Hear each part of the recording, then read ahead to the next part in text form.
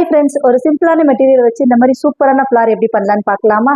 First வந்து height with ரெண்டுமே பார்த்தீங்கன்னா ஒரு 3 இன்ச்சஸ் மாதிரி இருக்கிற மாதிரி நான் ஒரு மெட்டீரியல் எடுத்துக்கிட்டேங்க. இதே மாதிரி எனக்கு 6 பீஸ் வேணும். ஏன்னா நான் 6 பெட்டல் வச்சு ஒரு ஃப்ளார் பண்ண போறேன். அதை வந்து உங்களுக்கு ட்ரையாங்கில் நான் மடிச்சிட்டேங்க.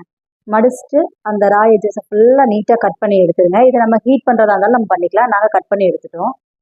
அதுக்கப்புறம் நீடில் வச்சு இந்த ஜிக்ஸாக் டைட்டில் வந்துட்டு ஒரு ஸ்டிச் பண்ணிகிட்டே வரேங்க.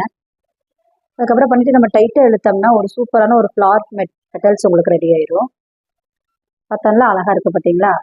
இந்த மாதிரி 6 பெட்டல்ஸ் வந்து நாங்கள் ஒன்றா கோர்த்துட்டு திருப்பி அதெல்லாமே டைட்டாக பண்ணிட்டு நல்லா நாட் போட்டுக்கோங்க. நாட் போட்டுட்டு அப்படியே லைட்டாக ப்ரெஸ் பண்ணி விட்டுட்டு பார்த்தோம்னா அழகான ஃப்ளார் ஆயிரும். இந்த ரா எட்ஜஸ் எல்லாம் மறைக்கிறதுக்காக நம்ம மேலே சீக்வன்ஸே வச்சிடலாம்.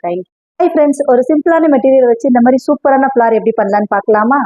ஃபர்ஸ்ட் வந்து ஹைட்டு வித் ரெண்டுமே பார்த்தீங்கன்னா ஒரு 3 இன்ச்சஸ் மாதிரி இருக்கிற மாதிரி நான் ஒரு மெட்டீரியல் எடுத்துக்கிட்டேங்க.